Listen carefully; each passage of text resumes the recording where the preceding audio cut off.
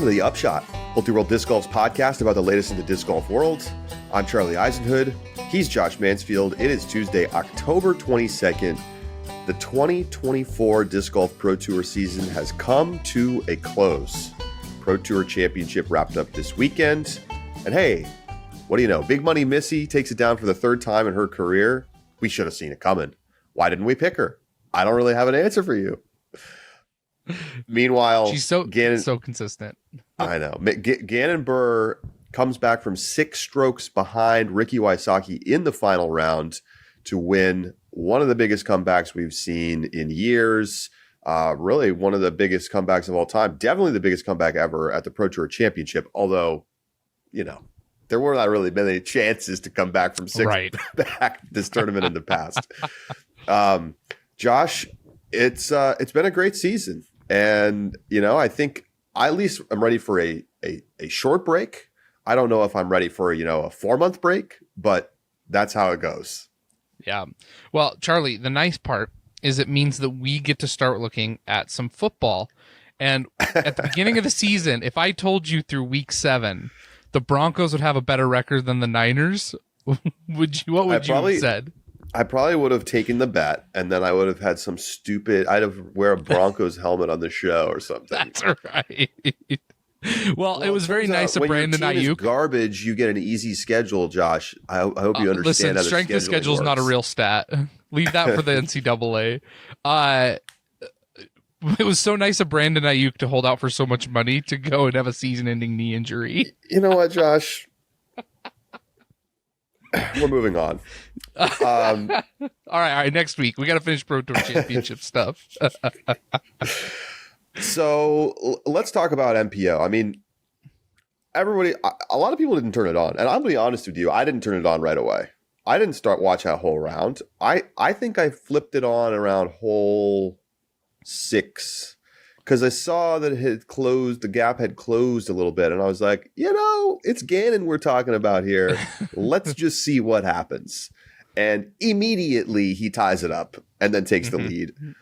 At which point, finally, Rick stabilized and was able to start playing good disc golf. But I'm still kind of real. You know, we did our rapid reacts on Sunday night and talked a lot about it. I'm still kind of like confused as to what happened. Like Ricky, I almost feel like Ricky maybe didn't. It's like he didn't play with enough focus and intensity at the beginning of the round. And then like tried to make up for that by like getting too aggressive in the middle part of the round. And, you know, by the time they got to the turn, it was essentially a coin flip again. And then he lost the coin flip to the world number 1. And so it's so strange because that's the worst round Rick has maybe ever played at Nevin. I mean, I didn't go back and look through all of his rounds there, but like he was obviously playing incredible this week. He would have easily won this tournament had it not been for Gannon catching him.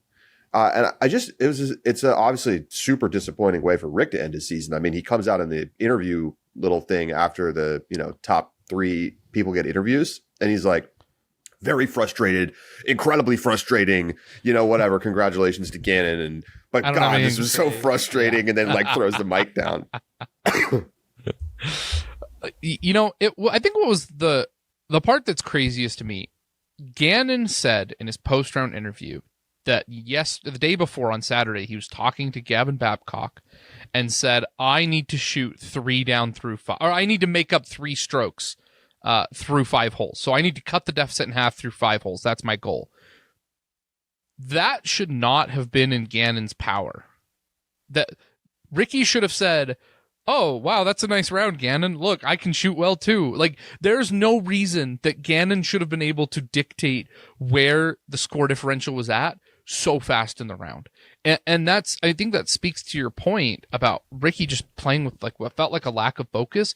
It was wild to me that Gannon is able to kind of make that call and actually enforce it, because Ricky not only was like Ricky in the driver's seat, like Gannon was locked in the camper that was being towed behind the truck. He was so far away from the driver's seat to begin.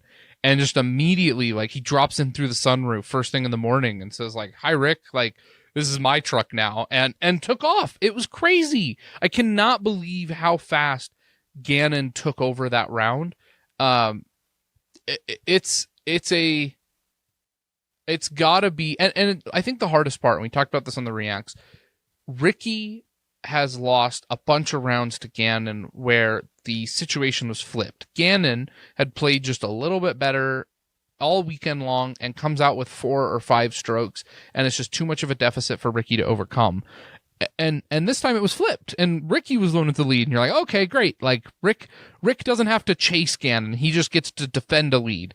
And it was a horrendous performance from Rick, and it leaves a lot to be questioned. But I think the clear point is that Gannon is the number 1 player in the world, and there is no ifs, ands, or buts about that. Yeah, there wouldn't have been anyway, but this cements what was obviously an amazing season. To be the first player to eclipse 200,000, obviously, like, those stats are always going to be reflecting current payouts, sure, and we're going to constantly get those records over time. But it's still like we may not see another $200,000 season for a couple of years.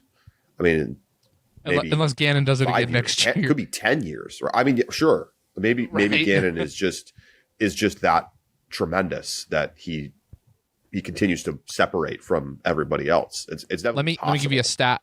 Let me give you a stat real quick about money earned. So Gannon finishes the season with $201,758.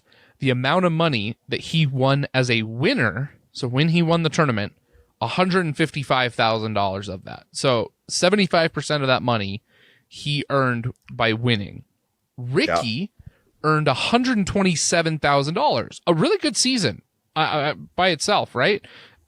Good money. The amount of money Ricky earned as a winner, $26,000. Rick earned more than $100,000 by essentially not winning against Gannon, which just goes to show how good Ricky was as the second best player in the season, and how much money he was able to earn. Speaking of, let me give you some stats. Okay. This comes from Josiah in the Discord, who's going to make a number of appearances on today's show. What would Ricky's season look like if Gannon Buhr was not in the field at any events this year? You ready? Okay. The only caveats is that, besides butterfly effect, if there was a tie for second that included Ricky, these stats include him having won, like assuming that he won in a playoff, which, sure. Just for ease of storyline.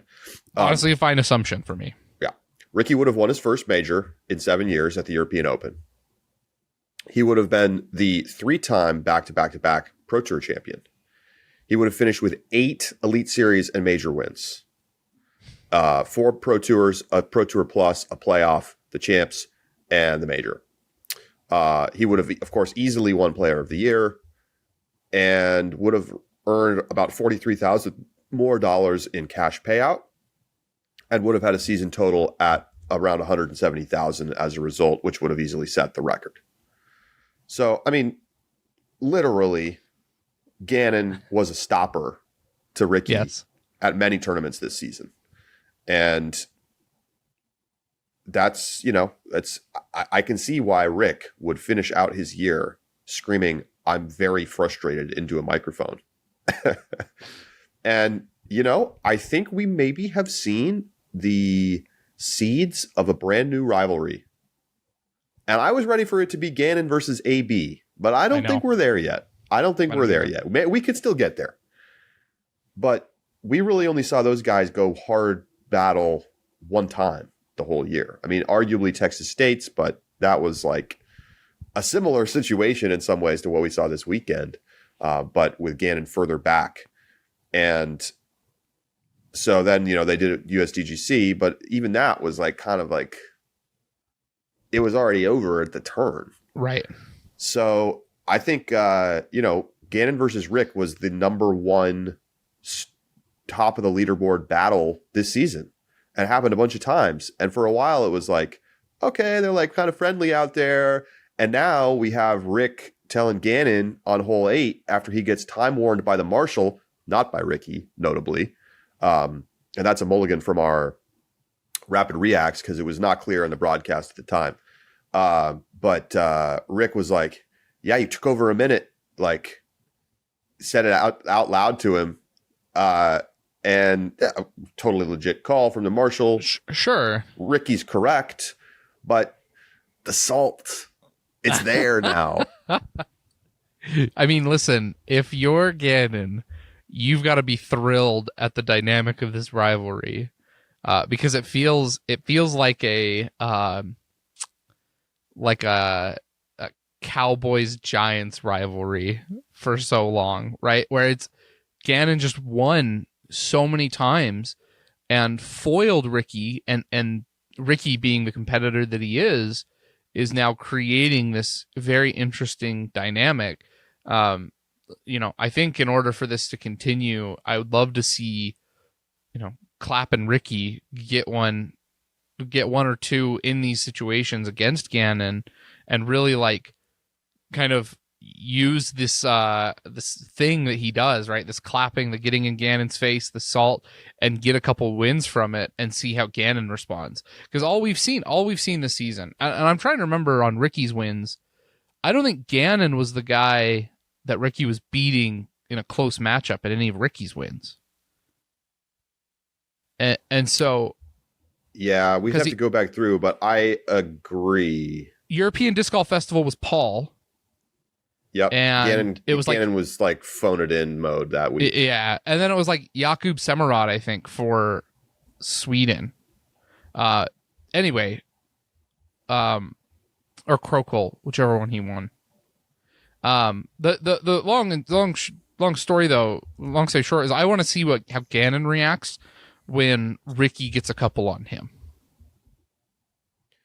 Yeah.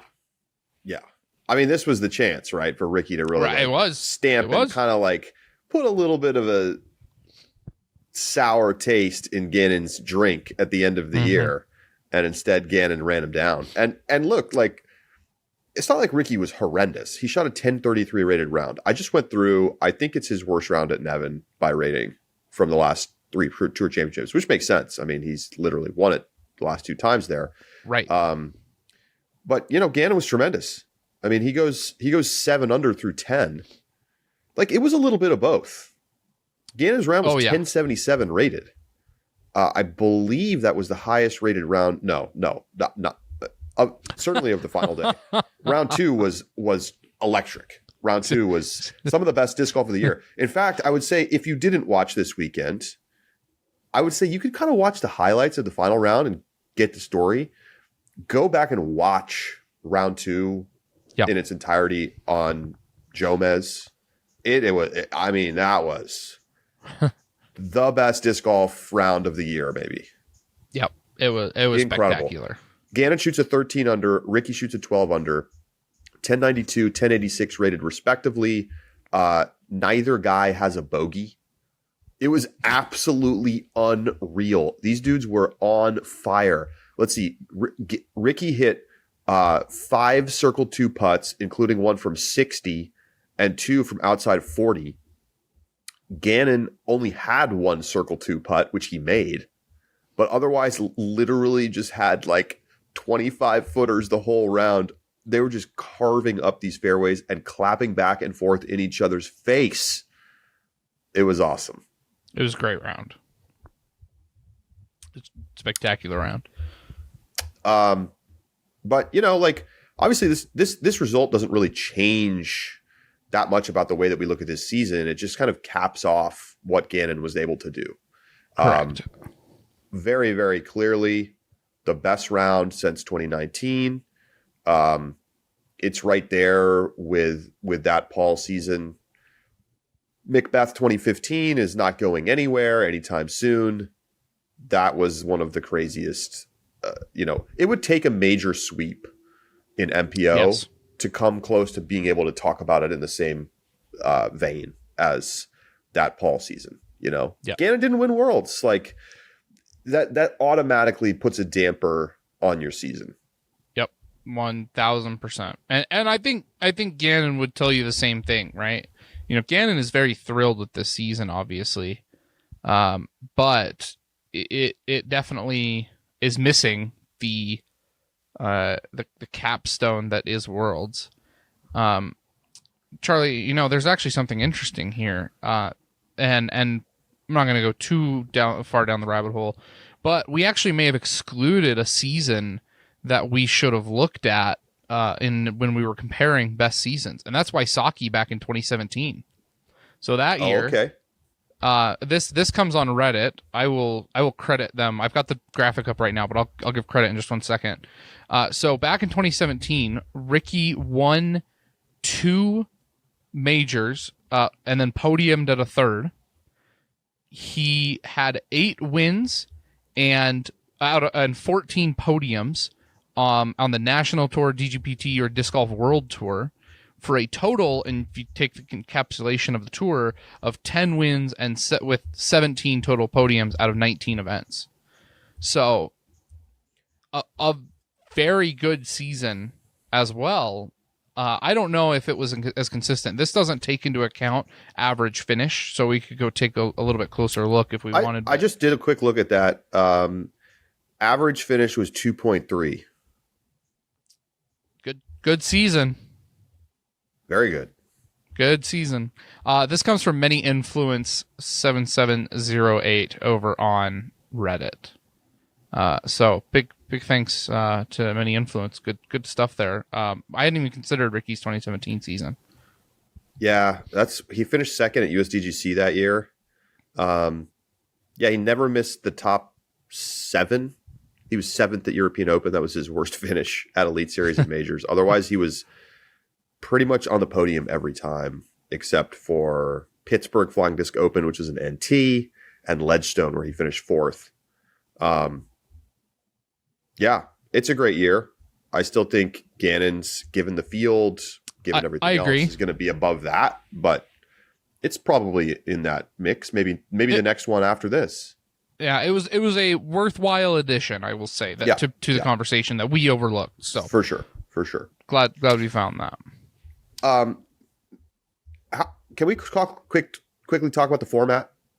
Yes, please. I feel like it's easy to, kind of sit back on it and look at it now and be like, it worked great. Yeah.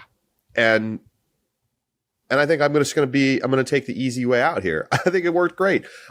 Until I see this be a disaster, I'm not going to complain, because it was just, like I said before the tournament, it's like it was a 5-round event and all of the best players played good in round 1. Mm-hmm. And it kind of just set us up to have a battle between the top players for the whole weekend.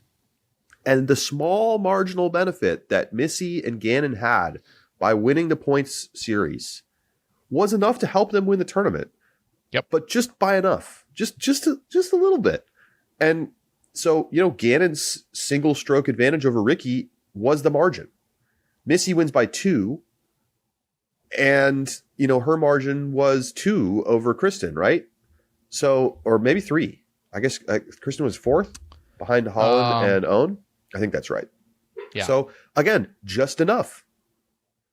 Yeah. I think that's exactly how you want this to work. It is. And here's the other advantages. It immediately sorts all the best players onto the lead card.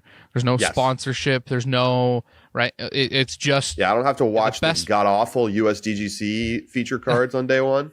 That's right. It puts the best players of the season together. The guys who've been playing against, or guys or the women who've been playing against each other the entire season and have been head to head. And it's clear that there were some frustrations on the cards, that there was emotion, and it worked very well. And here's the other big thing. It was so simple, right? I spoke last week in the Rapid Reacts about USDGC and watching it while I'm staying at my grandparents' house. I am still at my grandparents' house, and we watched it again and watched the Pro Tour. And I didn't have to explain, like, oh, well, the scores are going to reset after this round, and everyone's going to go back to 0. It was just like, yeah, if you did well in the season, you got more starting strokes, and this is where we're at now. It was very easy, and that is something else that if you want the Pro Tour Championship to be something that is a very watchable and good television, it needs to be simple to understand.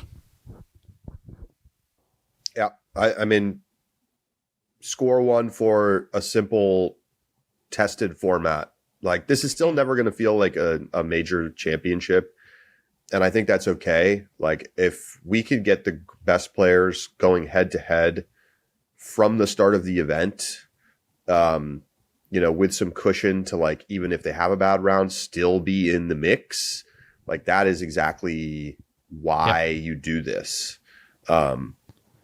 And I think, again, like, it wasn't just like a good final round type of situation. In like, round 2 is some of the most fun I had watching disc golf all year. Just watching these guys carve up these insanely tiny fairways.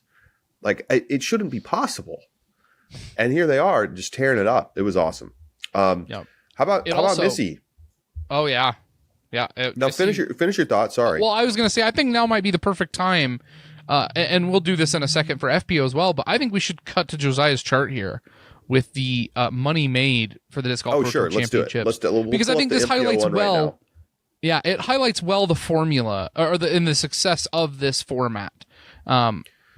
So this chart shows, based on where the player would have finished, given where they started with their starting stroke advantage, how much money did they win or lose relative to that? If, let's say they came in, they were 12th and they finished 12th, they would have made X money. If they moved up, then they gained money. If they fell back, then they lost money. So this shows who made and lost money. So this is MPO. Ezra Robinson grabbing himself an extra about $5,200 over his starting position. Ends up on the podium. Josh, congrats, by the way. Perfect podium to close out the season. Hope you enjoy your consolation prize. Garbage time, baby.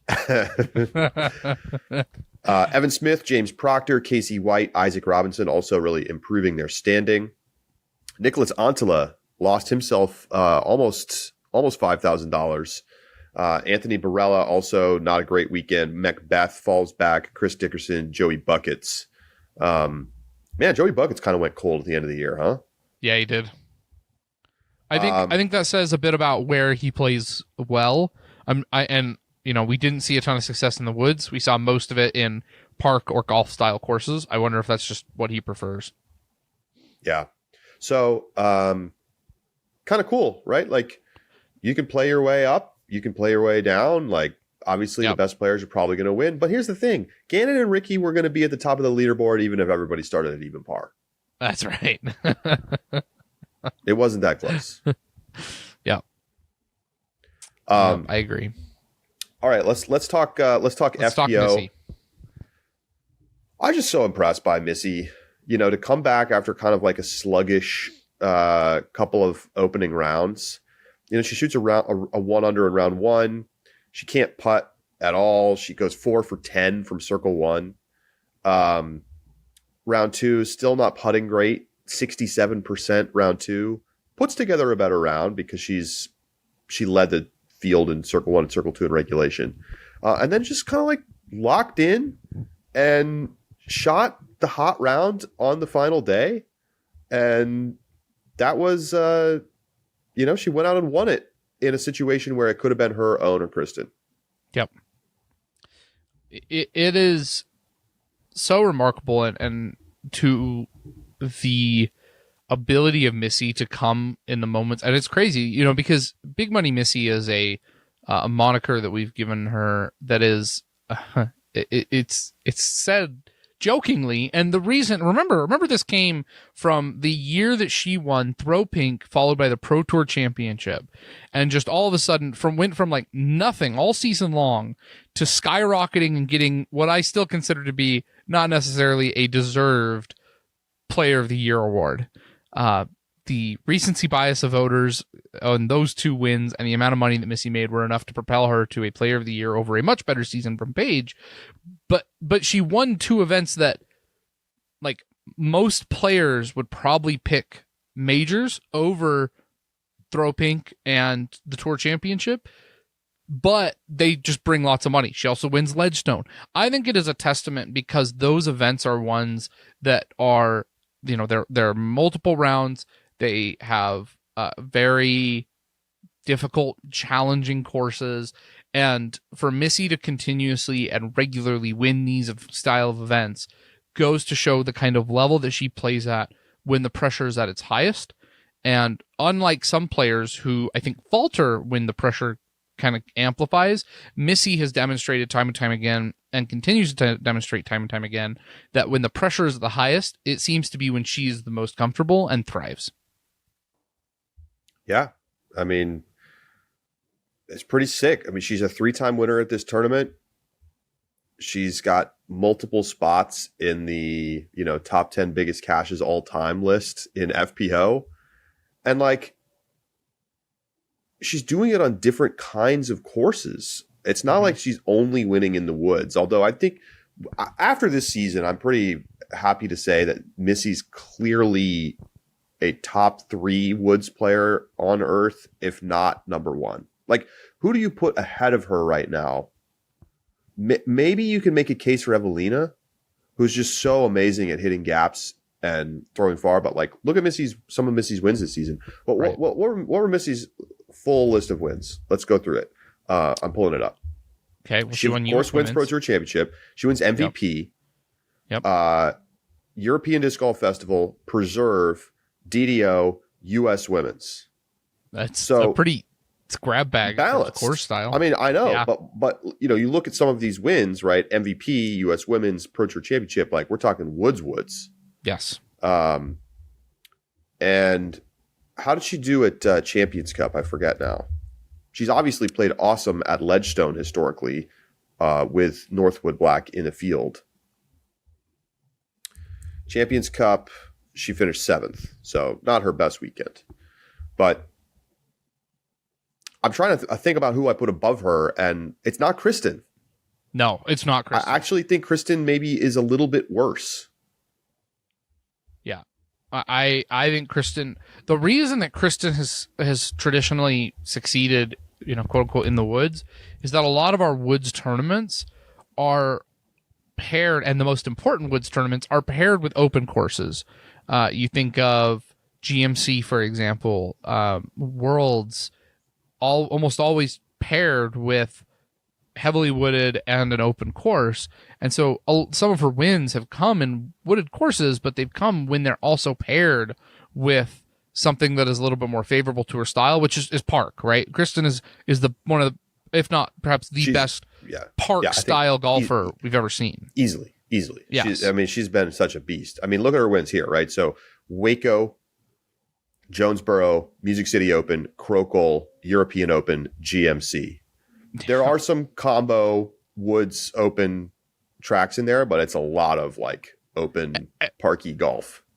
Yes, and she does it because she plays better at those park golf than I think she has a relative advantage.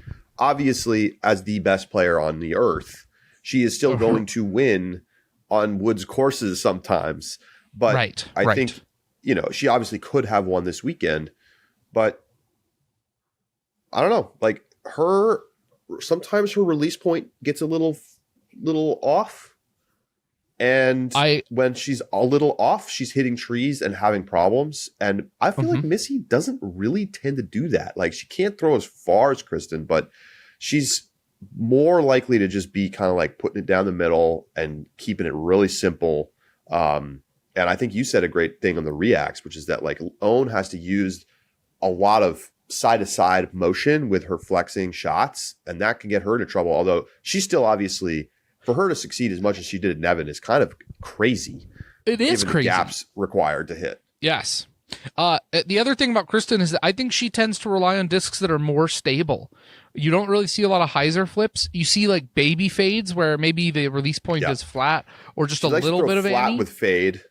And then it always fades out. Yeah. Correct. And that's Missy's control of the flip up and slower speed discs is just better than Kristen's. And I think that she has to, like, Missy shapes putters better than Kristen does. I will also say, Missy has added a now serviceable forehand to her game this season. Yep.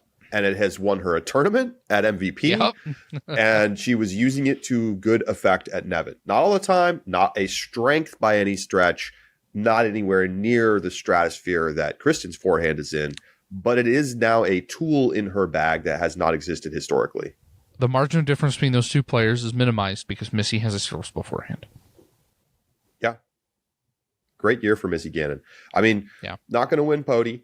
Kristen is Pody. We're not even going to have a Pody long conversation this year because I don't think there's much to talk about. I think we have to talk about Evelina. Okay. I will give you we will talk about FPO Pody next week. How does next that week? sound? Yeah. No, not this week. But next week we will pull the stats. I don't think it's a debate, but we can at least look at it. Listen, with how back and forth we went on Calvin and Isaac, and Evelina winning 2 majors, including Worlds, like I think you have to at least have the conversation. We will have the conversation. Let's take a look at the money chart gained and lost from Josiah. So as you can see, if you're watching on the YouTube, really nice weekend from Own. She grabs herself $7,000 more than she would have if she finished where she started. Silva Sarnen also doing well. Kristen moving up. Hannah, Evelina. And shout out Hannah Wynn, who was 6th on that list. Who got in barely and then moved up. Love that. Holland Hanley, brutal. Lost like over 15,000 relative to her starting position. Ella Hansen also struggling. Natalie Ryan, Cap Merch. Interesting, right? Like those are all big arms playing in a tight gap woods, and they did not do great. You see, Charlie, you see all those people that made money? Holland was walking around all weekend just handing out $100 bills to them, saying thanks for coming to Nevin. Like that's what happened this weekend. But overall, just easily the most entertaining Disc Golf Pro Tour Championship ever before. Yes. Not even close. Yep. Which to me speaks to the strength of the format and obviously the quality of play from our top players.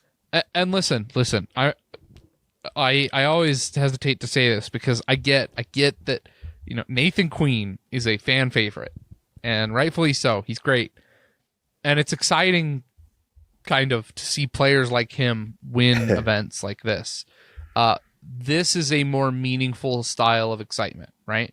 That having top players duking it out and coming out over in close victories is going to be more meaningful in 5 years and in 10 years and more memorable than Nathan Queen's win. Nathan Queen's win already is like, oh, hey, you remember when that happened? That was kind of cool. And then we move on because it's the novelty of it wears off so fast. And so you want a format that doesn't just try and gain its attention and its fame from novelty in its winners. You want one that is able to showcase the best golfers on the planet. That's what happened this weekend. All right. Before we take a quick break, I want to take a look at our winner charts from the year. These come from Reed in our Discord. They're just beautiful to look at. Again, check us out over on YouTube. Give us a subscribe. Give us a like if you're not already following along on the YouTube side of things. And we'll start an FPO. This is just a list of the tournaments and the winners. Coded white is Pro Tour. Orangey yellow is majors, and then throw pink is in pink, and Tour Championship is in blue. So there's a look at the season overall. Let me give you a couple stats real quick, Charlie. Yeah, please do. FPO has 10 unique winners this season.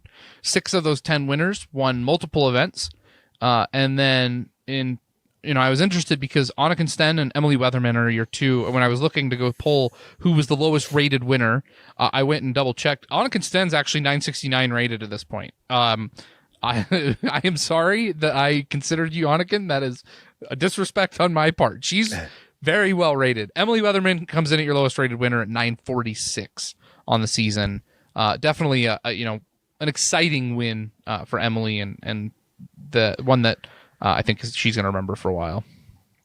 Obviously, if you ignore that big chunk in the middle of the season where Kristen wasn't playing, and then you kind of look at it, you're like, okay, yeah, Kristen had a great year. Like she won a lot when she was playing.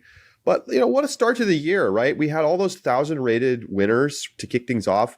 Evelina, Kristen, Own, Missy at the major, Annika are your first 5 champs of the year. I mean, what a start. This is easily the best FPO season ever. Then Kristen gets a couple of wins. Then Evelina has that great stretch where she wins Champions Cup, goes over to Europe and wins Copenhagen. Paige Pierce on the board at Portland. That was awesome. Holland Handley gets her first, official Pro Tour win at Beaver State. Then more Silva Sarnen popping off in Europe. And, Emily Weatherman with that amazing win at Des Moines. It was an awesome year. And then the heavy hitters kind of took over at the back part of the season. When it was really go time, we saw Kristen, Missy, Holland, Own, Evelina, Holland, Kristen, Missy. So cream rises to the top at the best courses. No doubt. Here's a look at the MPO chart. What I think is interesting about this one. Well, I'll save my thought. Give us the quick stats, Josh. Quick stats. 11 unique winners. More unique winners in MPO than there were in FPO this year. 6 of the 11 winners won multiple events. So same number in terms of raw numbers of how many were multi-time winners. Here's the stat that I really loved, though. Jessie Nieminen was the lowest rated winner at 10-15. Copenhagen. Unlike FPO, though, Copenhagen was a disastrously poorly attended MPO event. There was really nobody there. And I don't want to take this away because he really did play a great event there and shot probably a tournament that would have won even with a full field. I think he shot like a 1060 rated tournament or something. Had a really nice tournament. But if you exclude him from your list, and this is based on current ratings as of today. I did not go back and check what everyone was rated at the time of their win. I just pulled ratings today. Your next lowest was Prez at Champions Cup, who is currently 1030 rated, which means none of your winners, minus Jessie, currently right now, were below 1030, won an Elite Series or a major. The level required these days is just crazy. I've seen some people making the case that Gannon's season is better than Macbeth's 2015 because it's so much a stronger field. And I get the argument. It's not convincing to me, but I at least get the argument. The amount of people above 1020 that are on tour now versus 10 years ago it's a massive difference. So there's just a lot more quality. Here's what I was going to say. The interesting thing, obviously, Barella had that amazing start with 3 wins in the first 5 tournaments. But the other thing is, Gannon Buhr was not anywhere near the Player of the Year conversation through the first third of this season. It took us getting through the West Coast swing when he went back to back up in Oregon before he's even really in that conversation. And at that point, it's pretty balanced between Calvin and AB and Gannon. And then you get into the the European part where Ricky's playing out of his mind. And then he's in the mix. And then we get to the back half of the season and it's hello, Gannon. It goes starting at European Open. Buhr, Wysocki, Buhr, Joey Buckets at Idlewild, Isaac Robinson at Worlds, Buhr, proctored MVP, Buhr. You know what the swap was, Charlie? Gannon switched putters. It's true. It's true. It's true. Oh my God! But what a close of the year from Gannon. I mean, just dominant stuff. But it did start that way. It's easy to forget that. He had the win at Waco, and obviously he had that kicked off his winning all the 4-round event streak. But it was not start to finish Buhr. Right. He really turned on to that in the latter half and kind of cemented a tremendous season. Let me point 2 other things out, and this is kind of particular to the MPO season because FPO has an additional major early in the season, which helps clarify a little bit who is in the running for Player of the Year race because you quickly get 2 majors out. MP only has 1 major, which means it's very difficult to make any assessments about Player of the Year until European Open at the earliest, because so many of the tournaments that matter the most, i.e. the majors, just have not happened yet. And a lot can change depending on how people perform at the majors. You then take that and add that to the fact that Prez was the one who won Champions Cup, who had not had another win and was unlikely to have another win, which proved to be true. And so now it's just based on the strength of the Elite Series through the West Coast swings, so through Beaver State. At that point, Heimberg's got 2, Barella's got 3, and Buhr has 3 coming out of the West Coast swing, with 2 of those being Elite Plus events. And so you're like, okay, Buhr's having a good season, right? He's got the important ones minus the major, but he didn't lose the major to anybody else important, and so it's not a huge deal. And that's when we then get into the European swing, where you can feel the pressure amplify, because once European Open happens, it's just a full-on sprint for who's going to win the most important events. And I think that, and you're right, in hindsight, you're like, man, Buhr had such a dominant season. It is true, though, that minus Champions Cup, through European honestly, truly all year long, Gannon Buhr won when it was most important. Yeah. Yeah, and he won the longer tournaments, which is, classic cream rising to the top scenario. All right, we're going to take a quick break. When we come back, we've got a little trivia, and we're going to talk about the top 10 contracts up for either renewal or maybe free agency coming this off season. And there's a lot. So we're going to get into that next. Stay with us.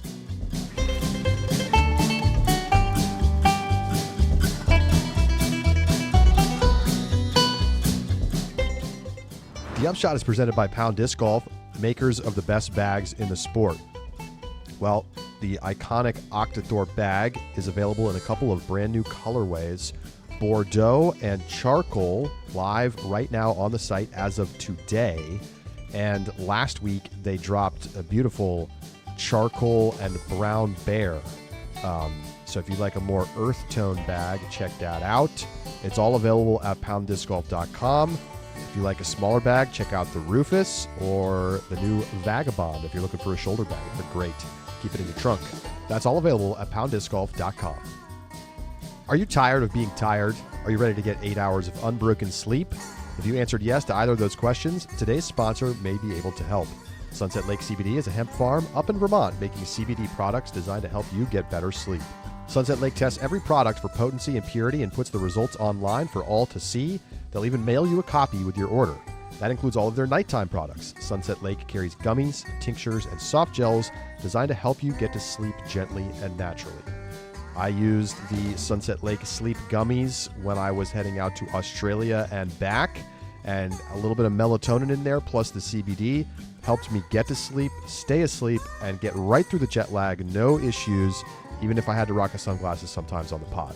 So check it out. If you're having trouble sleeping through the night, try out the Sunset Lake Sleep Gummies or their other sleep products, and get 20% off all orders. Just go to sunsetlakecbd.com and use code UPSHOT at checkout. Sleep sounds knowing that they stand behind their products. Sunset Lake CBD, farmer-owned, Vermont-grown.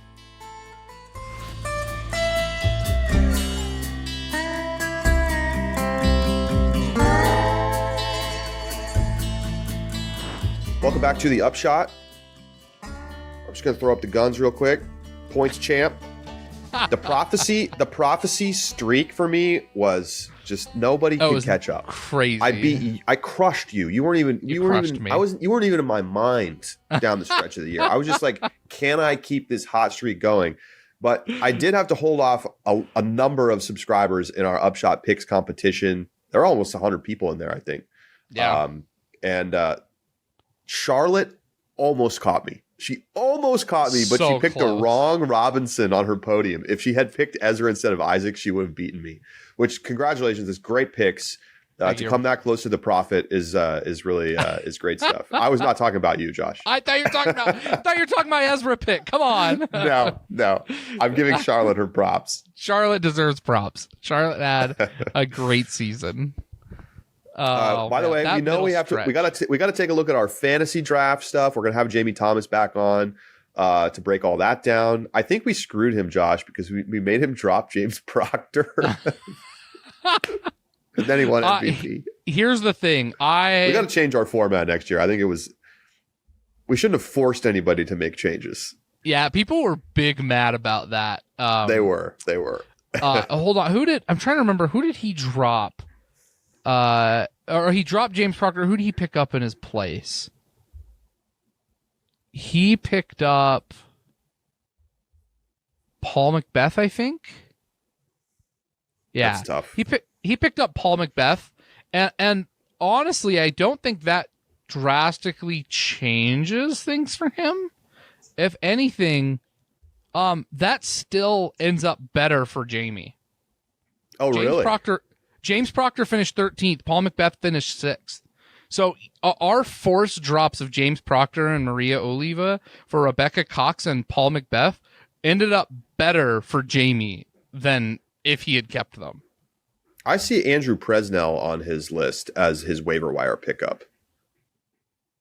You're right. The Paul Macbeth is colored differently on here. So where did Prez finish? Let's go look at that real quick. So Proctor finishes 13th. Prez finishes 17th. Finished worse than that. It was a downgrade for him, but he does pick up the major, right? Oh no, that doesn't matter. All that matters is standings. Oh, that's right. We changed the format. Yeah, and so if you give Jamie that the swap, give him James Proctor back. I'll give you a little preview. It doesn't matter.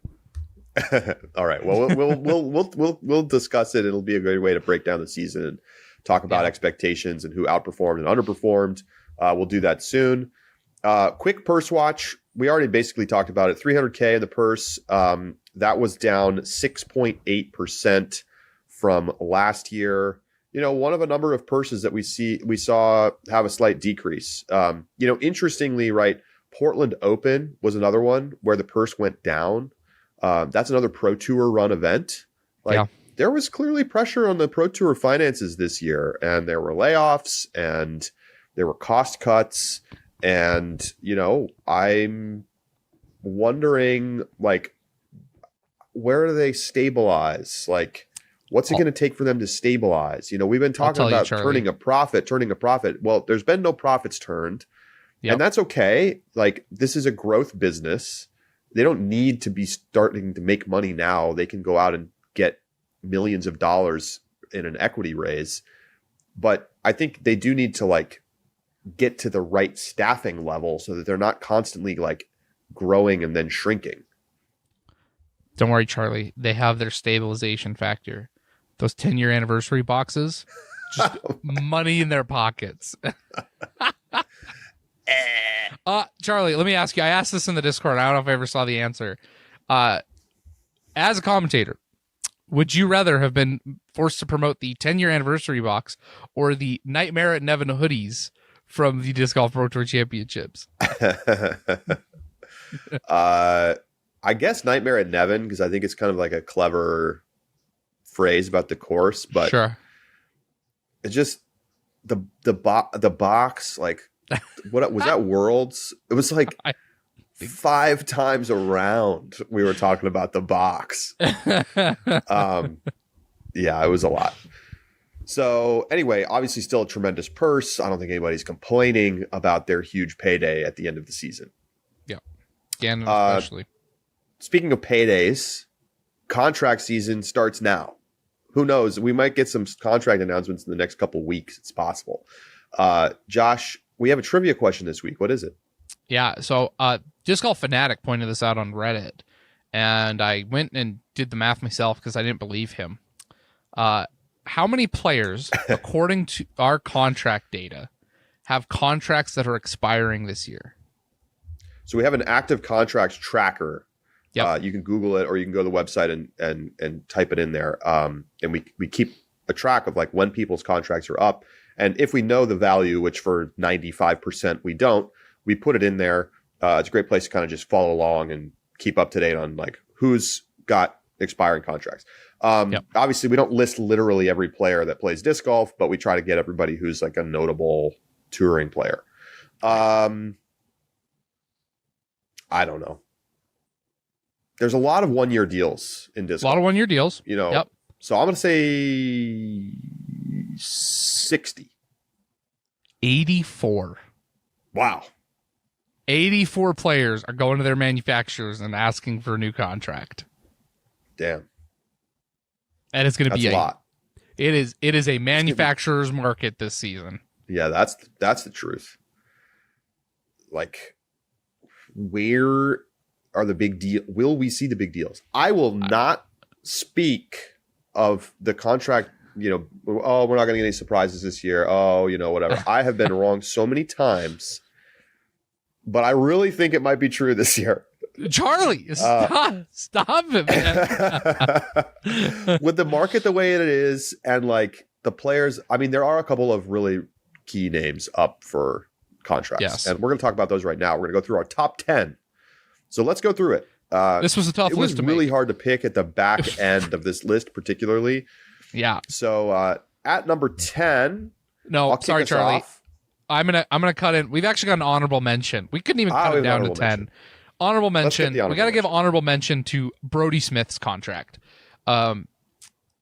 It's an interesting one to watch because of who he is, right? It always felt like it was kind of this weird hybrid between both a professional sponsorship as well as like the like an ambassador sponsorship, in the same way like you know, Casey DeSmith or you know, whoever, right? A big celebrity that's got some affiliation. And so that's really where he kind of came into the sport and you know, developed that sponsorship through this idea of like picking his bag, making his bag, doing it in collaboration with Paul Macbeth.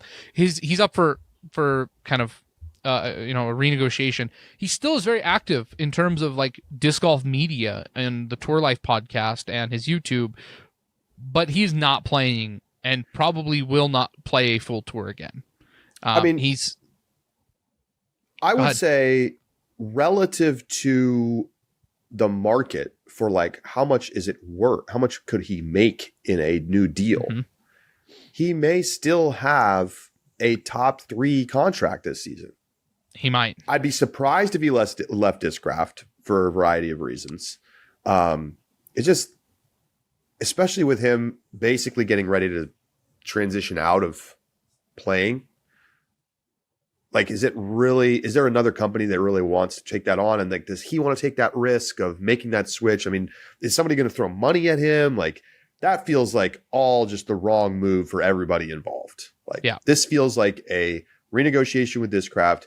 Maybe the money goes down a little bit. Maybe it stays the same, but you know, whatever. Like, he's going to get a deal because he's still very influential. Yeah. It'll be interesting to see what he gets. All right, at number 10, I'm going to go with, and this is not justified necessarily based purely on performance, but I think it's a combination of performance, ceiling, certainly, popularity. Ezra Aderhold, number 10 on my contracts list. Expiring at Discraft. Discraft got a lot of people. A lot of players coming up for new contracts this season. So, yeah, I think... there's a bunch of other guys that we left off, like Andrew Presnell, James Proctor, Andrew Marwee, Joel Freeman, who are all, I think, like arguably on that same playing tier, or even above him. But I think Ezra, because of the YouTube presence, the, you know, affinity effect of Brody at times, I think he's like more popular than his level of game. And he also obviously has the ability to go out and win a tournament on tour, which is not true of a lot of people. Like, he was in the conversation in multiple tournaments this year. Yeah. I think it's a great pick. I think after that point, like, Ezra's the only one that really was included in that, like, maybe has a win in their career, but, you know, kind of shows up in the top 10 tier. After that, we're really elevating to a different tier in terms of professional capacity as a player. Number 9, Adam Hammes. He is a multi-time Elite Series winner. He's won even as recently as last year. It is going to be interesting to me because I don't think Adam Hammes has nearly the same popularity of someone like Ezra Aderhold, but has some competitive success. The question I have for Adam Hammes is do you think he can turn a corner and get to a point where he is up there with like an AB in terms of the competitive level that he could play at on Discraft in order to command the kind of sponsorship that I think he probably wants. I think Adam Hammes is a prime target to be acquired by a different company. If you believe he has a good competitive opportunity and could play better, I think this is one that he just isn't as good as Discraft's top guys, but isn't as popular as some of their others. And this might be one that they let walk. Yeah, that's an interesting thing to think about. I mean, he's very good. Like he's not consistent, but when he's on, he's one of the best players. And we saw moments of that this year, maybe not quite to the same extent as we have in years past, but not like a terrible season for him, just down from some of his better performances in the past. Mm-hmm. Let's see. He cashed 88% of the time this year, 75% of the time in 2023, 81% of the time in 2022, and 100% of the time in 2021, which of course is when he had a handful of wins, including MVP. Yes. So, yeah, really good player. Number 8, Haley King. She's an enigmatic player, certainly. Yeah. And I think that the most likely scenario is extension with Innova with not really any conversation about it. Just let's re-sign the same deal. But still like could be a player of interest to other manufacturers. And maybe she's looking to make a change. We've seen it before. Here's the reason why I think Haley King is interesting. I imagine Innova, the fact that Innova is only keeping her on 1-year deals seems to indicate to me that they are probably also very performance laden in bonuses. Like Haley is not playing enough events. She's not playing enough events well to justify lots of base money from Innova that she's been with for a couple of years now. I think the interest is, and the real question that I would have is, does another manufacturer offer Haley a base salary with some very clear stipulations about number of events and performance requirements, right? And offer that stability in exchange for taking disc golf. I mean, honestly, for taking disc golf a little more seriously, right? And because when Haley is playing well and playing a lot, she can be one of the best players on tour. So my question is, does a company take the chance and set some very hard and fast rules about what they expect from her? Very, very, tight contract, but maybe offer some more base money in exchange for that. Yeah, I think it's a question of like, what does Haley want? Is that what she wants? Fair. I don't know. Like, if she's chasing the biggest payday, then I think you're right, but I don't necessarily know that that's the motivation. I mean, Haley had an okay season. She's so good. She shouldn't be going through a year without getting a win. So that's like kind of makes it a down year for her, but still had top fives. She finished second 3 times, DDO, Ledgestone, and D-Glow. And we know what she's capable of. She's tremendously talented and like just needs to play with more consistency and focus and intensity. It really is that simple. Yeah. Who's next, Josh? Yeah. Next in the 7, we've got Cole Redolin. Cole's going to be a little bit odd here. I think, and maybe this is true of just so many of these players. I feel like the likelihood is that he stays at DGA, but you have this really interesting player who isn't terribly consistent, incredibly high ceiling. He's a very, very talented young player.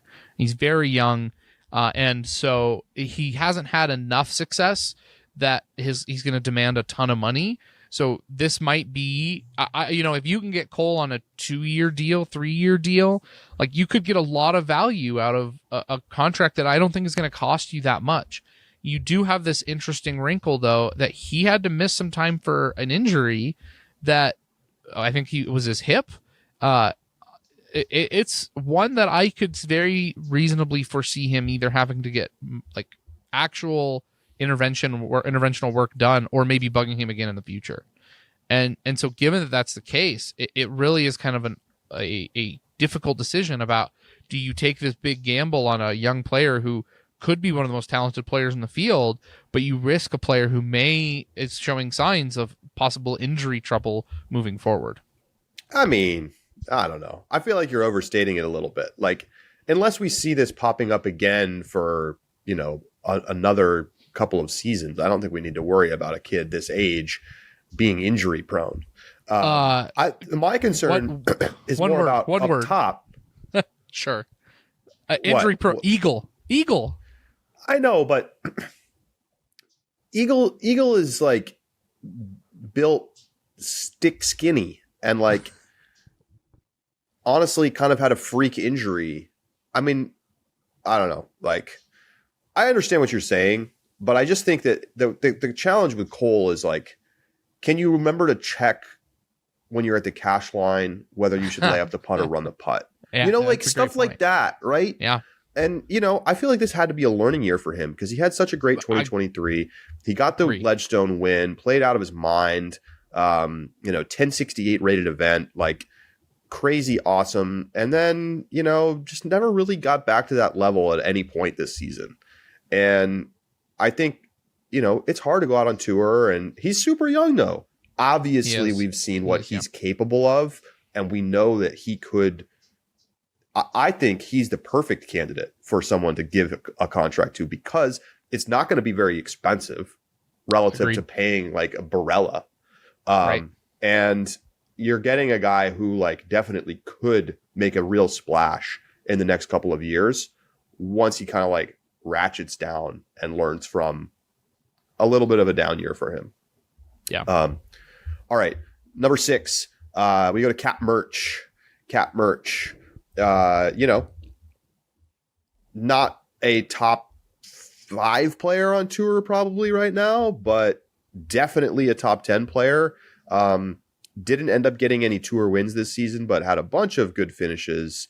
Second at OTB, second at Worlds, 1,000 rated event, maybe for the first time in her career. I'm going to check that real quick. I think it was, if I recall. Yes. First time shooting 1,000 rated in her career. Still moving on the upslope, I would say, as a player. Opportunity for her to think about whether she wants to try to explore something else or if she just wants to return to Innova. She was on a 2-year deal that's now up for renewal. The fact that Kat had a multi-year deal out of Innova, I think speaks to what they saw in her because so many players in Innova just get stuck with 1-year deals that they renew year after year after year after year. And so I think that is indicative of it. I mean, she ends up on coverage quite often. And the other part is that she has a very, what's the best way to put this? A very public, like well-known social media and like fan interaction presence, right? She is somebody who's a personality that you see on and off the course, a little bit divisive at times and makes some poor choices on that social media, but has a lot of eyes on it. And I think more so than probably every other FPO player on our list in terms of her social media presence.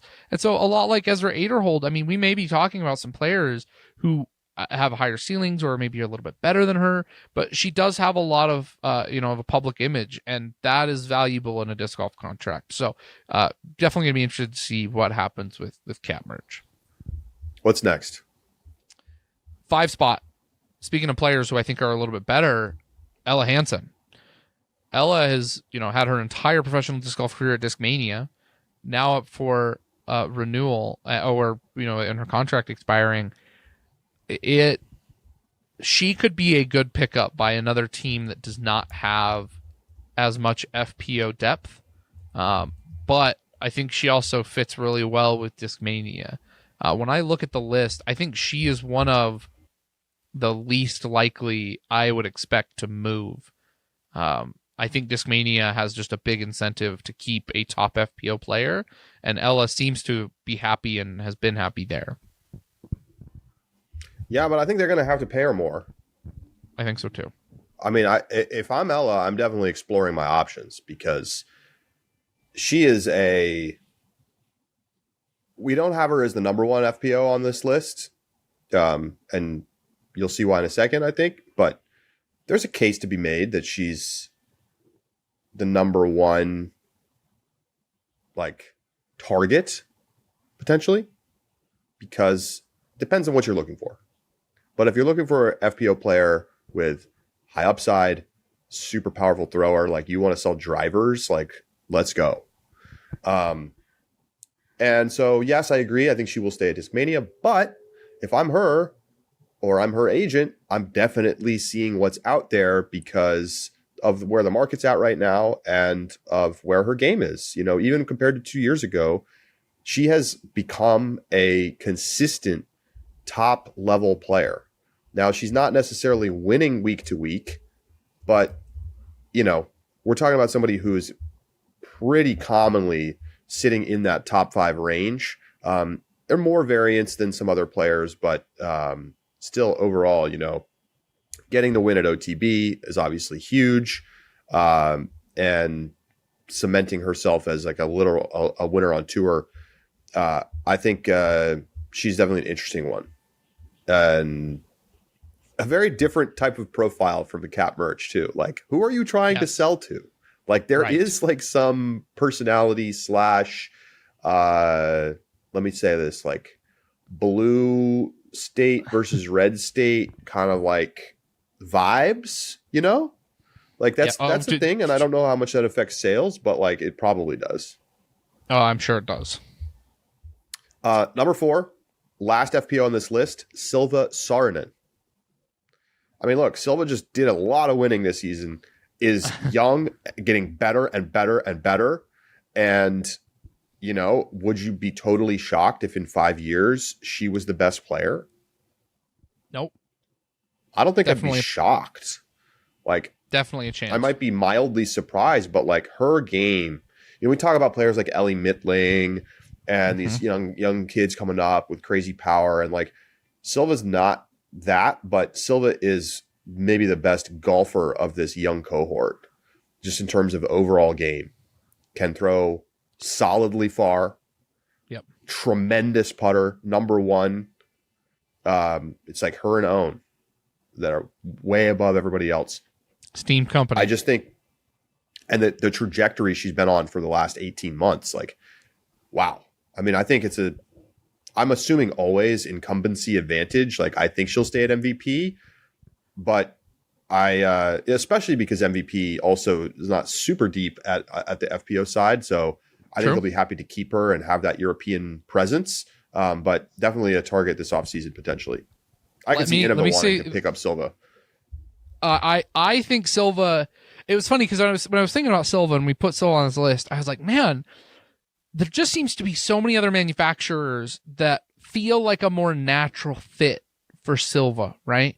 Prodigy. I mean, if Prodigy has the money to go grab Silva, I think of like even, you know, Discmania, if they want to try and grab her, if anyone at House of Discs, like Latitude, I mean, but they've got Kristen, you got Innova, who is known for just having great European FPO players. And boy, oh boy, if Innova could have Hannah, Evelina, and Silva on their team, like, man, that would be a combo of European players. But then I remembered MVP just made significant investments in perhaps the 2 most popular players in Europe in the entire sport, in Eagle McMahon and Simon Lizotte. People love Eagle, and Simon obviously is European. I think it's actually a really natural fit now, and MVP would, unless MVP really thinks that they're going to make a move for a top European FPO player when other contracts expire next year, i.e., you know, like a Kristen or an Evelina, and that's the move they want to make. I think Silva is like fitting in perfectly with this new facing MVP. All right, we got 3 left. 3 spots. These all 3 are MPO spots. In the 3 spot, Ezra Robinson. He obviously has drastically raised his profile this year with his success on tour. What's interesting here about Ezra is that he didn't get a win, though. And I think that means that his value and the contract he's going to be able to command is going to be less than what his real value to a team will be. he needs to get in front of a camera more, and whoever his new sponsor is needs to put him in front of a camera, because his interview at the end of the Pro Tour Championships was warm. It was likable. That is a perfect fit for somebody who you want to be talking and being more involved in the branding of your company. And I think now is a perfect time to sign him to a multi-year deal, because you are not going to have to pay what I think he would bring in value over the next 2 to 3 years. Everyone knows I am a Ezra stan. Like I think he's great. I think there's a lot of value there. Ends up number 3 on our list. I don't really have much to add to that. Number 2, Anthony Barella. I will say there's a case he could be number 1. The reason yes. that I think he's number 2 is because number 1 on the list is like very much a free agent. Well, yes. And Anthony Barella feels like more likely to just stay at Discraft. And so it's like a little less interesting potentially. But once again, obviously AB, with the year that he's had, with the success that he's had from a fandom perspective, you're seeing AB jerseys everywhere. Discraft's not going to want to let this guy walk. I mean, he could be their next Macbeth from a sales standpoint. Like, I'm actually curious. You know, Macbeth, because he has his own disc lineup, is still going to just be doing the most sales at Discraft, because he now just has very popular discs that everyone uses, and they're like his discs, right? Like, so people buy Lunas because they like Lunas, not because they like Macbeth. Yes, exactly.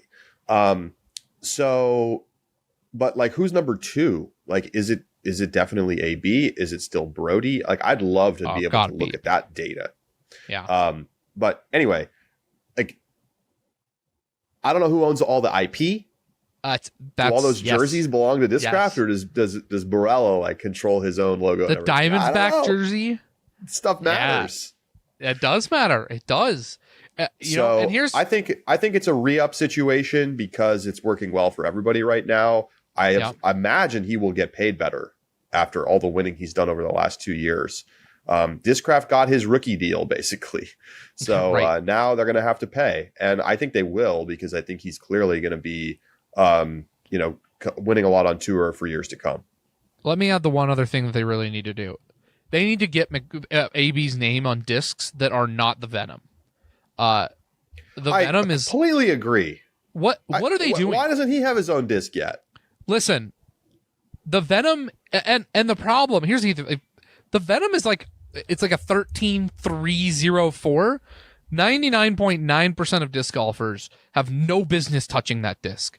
And I think it's a beefy enough disc that a bunch of players who typically like buying discs that they have no business throwing still will won't touch the Venom because it is just too much of a disc. I'm sure people buy that disc because it has his name on it, but they need to get his name on a popular disc that your average Joe is putting in their bag, because they are missing out on earnings potential. I know that the Luna, the Macbeth Barella Luna crossover, sold like hotcakes, and they were just out of stock instantly. Do more of those, but you need to get Barella some discs, make his own discs, and make his own putters and mids. And I get he's known for his distance, but most people are not throwing a Venom the way he does. It's kind of crazy. I feel like he sells way more merch than Frisbees. I know. And is he the only one? That feels like it. Would you say that about any other player? I'm not buying that god awful Macbeth ransom note jersey. Do you remember when Macbeth wore that crap to the ugly sweater contest at Christmas? Oh, that was good. All that was the good. hate. That was great. Yeah, that was good. I love Paul. All right, who's number one, Josh? Who's number one? Number one, like you said, toss up, but it is about the likelihood of him moving. Isaac Robinson. This is the story to watch this offseason. Without a doubt. Back-to-back world champ. Back-to-back world champ with a player who has clearly expressed an interest to move sponsors, and it feels like his current sponsor is one not only that has a pretty bad rep in terms of being able to keep their players, but also just real questions based on, we did the look, and this isn't even off the wall speculation. Like Prodigy Europe is hurting. We pulled the numbers, and we'll do more of this in the offseason. But we pulled those numbers earlier this season, and Prodigy Europe was not doing well. They had lost money. And so it's a big question mark even if Prodigy wanted to keep Isaac and Isaac wanted to stay, would they offer him the money that I think another team should offer? After Anthony Barella, who I don't feel like is likely to move, Isaac Robinson should command, and maybe the only player who's going to command a big contract this offseason.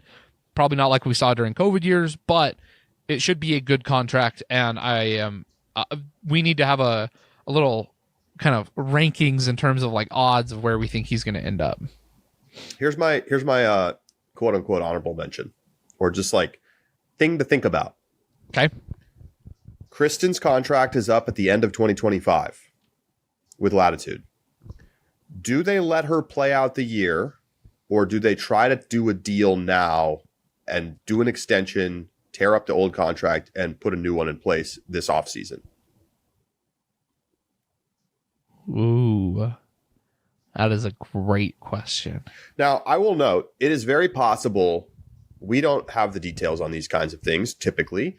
Very possible they've already done that, right? Yeah, right. Or right. Not necessarily that they've extended, but that they've renegotiated the contract terms as Kristen has exploded. And I'm sure she's still sharing in disc sales money either way. Yeah. But it's possible they've already gone back to the table and said, hey, like, we need to kind of like talk about this because like what's happened, like where I am now is not where I was when we signed this deal in 2021. But I just think if I'm Latitude, I really, really, really, really do not want Kristen to get to free agency and start listening to offers from other manufacturers. That's fair. Let me give you a counterpoint, though. I think Kristen's value keeps going down year over year, though. Why? She's the most popular player on earth. Because this is the window. You have to get. You have another 3-4 years of peak Kristen. Yeah. You got to get that. You got to use that to launch your brand as much as you possibly can. Here's my point, though. Like, do you think she sold as many discs this year as she did last year? No, but neither did anybody else. Fair. She didn't win as much. She should win Player of the Year again, but I don't know. It's like this is still a really excellent season, and players at the top, and you see this with Macbeth, right? Macbeth, ultra popular. The longer Macbeth was dominant, the more you get kind of the bimodal distribution where you get people who are tired of them winning, and you. Yeah, but that doesn't matter at the end of the day. Like if they come out with some Kristen signature lineup discs, which they basically don't really have that. I mean, she's popularized certain discs, but They don't have like a Kristen line. But they could still do that. They haven't even done that. That's low-hanging fruit. That's fair. And you're telling me people aren't going to buy that? No, I think they're showing that they have the ability to put good stamps on discs. They obviously make good discs. Everything is there for them to capitalize on the next phase of Kristen, of being the world number one, super popular. I mean, I feel like I'm going to start seeing her in Rolex ads and shit like that. Like, fair. She's like basically at that point. And yeah, like her year wasn't as good as 2023, but how was it possibly going to be? It was still a great year. She was still the best player. I totally disagree. Why? You wanted to let her walk? No, I don't want to let her walk. The only argument for going one more year is be like, we're hurting financially. Sure. And we can't pay you. We don't want to pay you more now. We're going to just let this contract play out, and then we'll figure it out. House of Discs. I think that they would behoove them to get it done now. I mean, you're right, but we know the House of Discs is hurting. We know they're shuffling management, that disc sales are down. Like, we've heard that. And so that's like, I think the market is still correcting. And if you believe that the market is going to continue to correct in a downward trend, in addition to Kristen being further removed from her best season ever, then both of those should be a readjustment to a place that is maybe a more proper value for disc golf. I think if you pay Kristen right now, you're going to have to overpay unless disc golf next year starts going back up.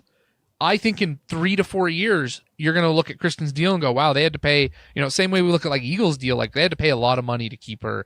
And I don't know if that's going to reflect the disc golf market in 3 to 4 years. It's so interesting. How do you assess where the market will be in a couple of years? Like, are you like projecting that is difficult?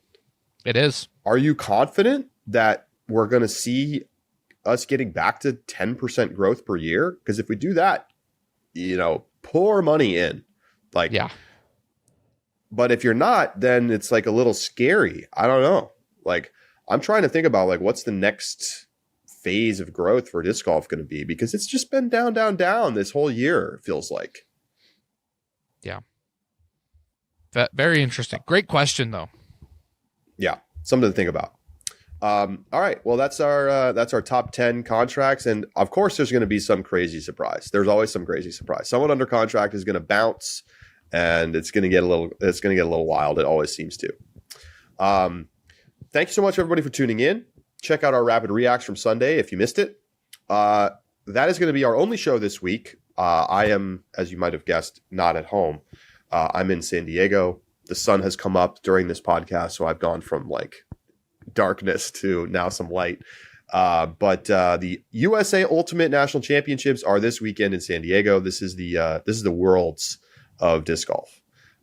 This is the big one, and it all starts on Thursday. Josh, do you need a team? I got an easy one for you this year. Okay. Salt Lake Shrimp. Salt Lake Shrimp. That's their name. They have many of your favorite shred players on the team. Nice. They are like the last team in, basically, in the men's division. So it's, they're not going to win a title. I'm just going to tell you that right now. It's not going to happen. Shoot. But you can root for them to make the bracket and okay. All right. Make some noise. Okay. All right. Salt Lake Shrimp it is. I'm not going to lie. I will not be trading my shred jerseys for shrimp jerseys. I don't have any intention of doing that. If you want some other Mountain West teams to root for that could win a title, I would say root for the Colorado teams, because they are all Johnny Bravo, Molly Brown, and Shame are all very much realistic title contenders. Names that you told me to root for in the past. Yeah. I'm just giving you that Mountain West hype. Yep. Perfect. Or Montana Moondog, Josh. You could root for Montana Moondog. Okay. They have cool swag. All right. They're also not winning a title, just to let you know. Shoot. Never mind. I already have enough bad teams that I follow. I need some more good ones. If you want to check out the Frisbee this weekend, you can check out Ulti World's YouTube channel. We got a great game kicking things off. I think 11:15 a.m. Pacific time on Thursday. But it'll be on our YouTube channel, so you can watch it there for free. And hey, if you get into it, upgrade your subscription to standard or all access, and you can watch the whole darn tournament. We're streaming everything from pool play all the way through the finals. So, Josh, looking forward to continuing our off-season discussions next week. I'll see you then. All right, sounds good. See you then. That's going to do it for this week's Upshot. For Josh, I'm Charlie saying so long, and we'll talk to you next Tuesday.